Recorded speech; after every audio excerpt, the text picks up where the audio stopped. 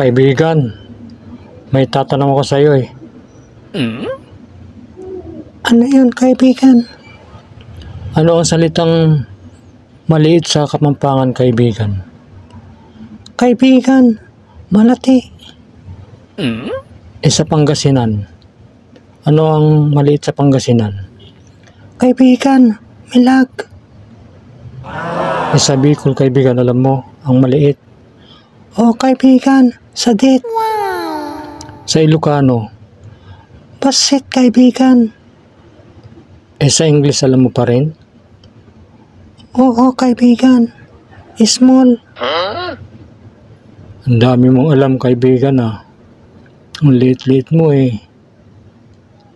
Ganun talaga, kaibigan. Pag nag-aaral, maraming nalalaman.